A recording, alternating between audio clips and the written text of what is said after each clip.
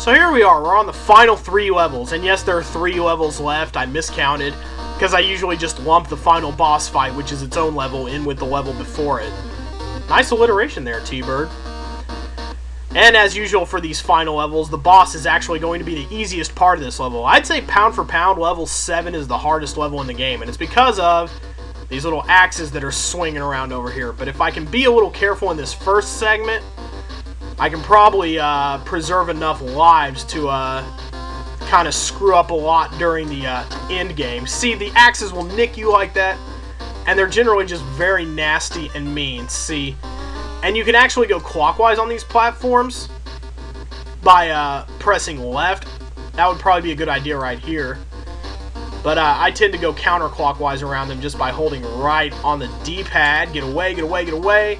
Wow. I'm doing unnaturally well in this level, actually. Just creep forward a little bit at a time, jump the axes, and then we should be on our first breather segment, where we'll be fighting these flying cabbage head demon whatever things.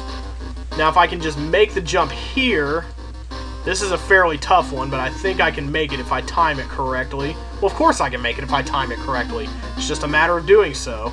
Not like there's a time limit in these levels. Although there is in the next one, but I'm getting way ahead of myself here. Alright, and now we're on the other middle segment. There should be 2 of these guys right over here. I'm pretty shocked that I haven't lost a life yet, actually. I guess it's because I'm being all super methodical and everything, but in the next level, you have to be fast and careful, and that's when things just get rough. How many axes here? 1, and it's a fast one. No, I wasn't running there. I want to be running. Oh, whew! Another thing about this level that makes it difficult is the tendency you have to second guess your jumps. Oh, thank you for starting me out down on that ledge, game.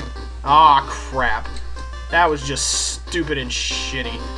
Here we go. But yeah, see, the hit detection here is very wonky. So you sometimes miss these ledges as you're jumping to them, which makes them pretty terrible. What have we got here? A slow one? Okay. Whatever. Lies. Lies and deceit. That's a very hard one to avoid in general, because they're both going at a weird rate.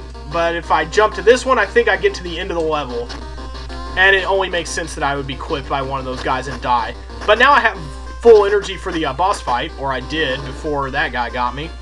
And here is General Vermin. He's pretty easy, actually.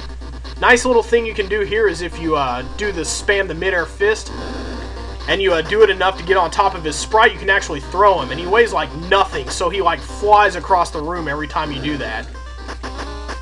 And it gives you a second to plan your next move, which should really just be more of this. He hasn't even gotten to swing his little Morningstar mace thing yet.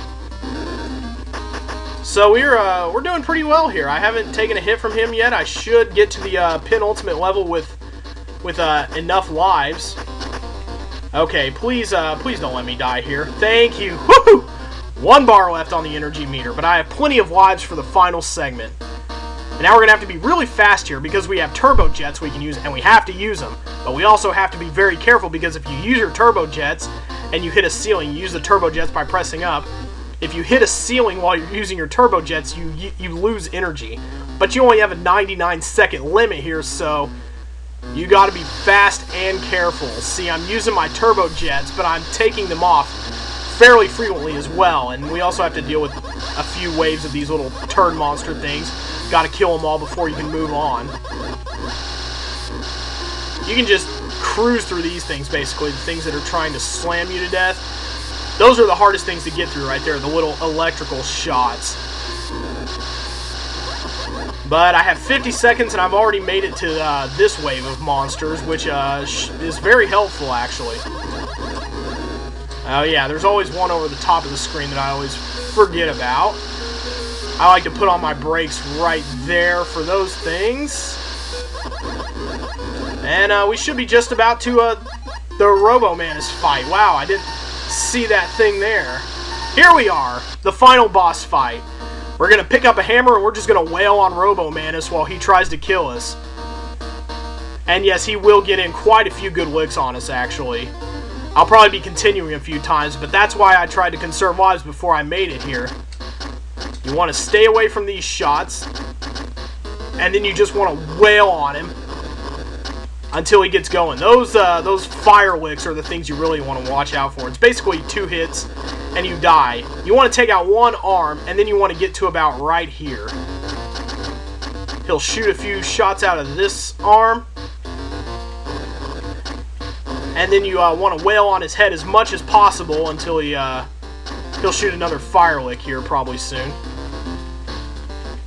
Wow, I'm a little shocked actually. He isn't shooting them with the frequency that he usually does. But you just want to wail on his head basically until he gets low on energy. He'll shoot those little things occasionally. Oh crap. I anticipated the end of his wave of minor bullets too soon. Actually, there's nothing minor about those bullets. They all kill you at roughly the same rate. But once he gets really low on health, those fire licks will start coming out with increasing frequency. See if I can get a few free hits here by being invincible. Crap. So yeah, see, they're coming out a little more frequently now. Only 1 hit, really? Cheap. This game doesn't like to let you hit his head sometimes, and there's absolutely no use to be had in jumping here, so I wouldn't recommend doing that. You certainly can't swing your hammer while you jump. Why would they leave a hammer lying around anyway? That's basically the only way you have to kill this guy. Oh, almost fooled me there. Damn it! That's the only really bad part, is when okay, I got greedy there. Yeah, I'm getting really greedy now. I need to be a little more careful with my shots. So eventually I'm going to destroy his head, and these little flame licks are just going to start coming out with even greater frequency. I think I have one more continue that I can use. So I need to be running away from the flame licks. Wait until he stops shooting with his arm.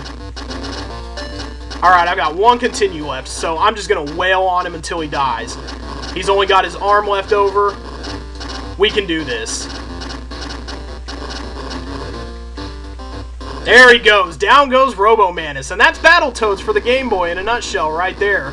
You don't even get a credit sequence. We'll get a few quick thank yous.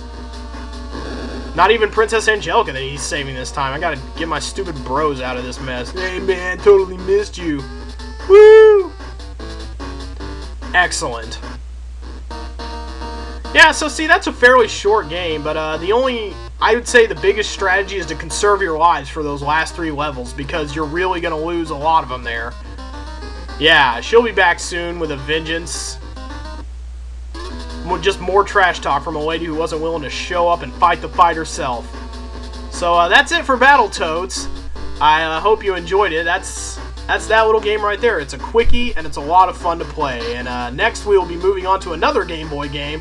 We'll be moving on to Super Mario Land 3, the first, aka the first Wario Land game. So join me for more monochrome action. We'll get started on that just real soon now.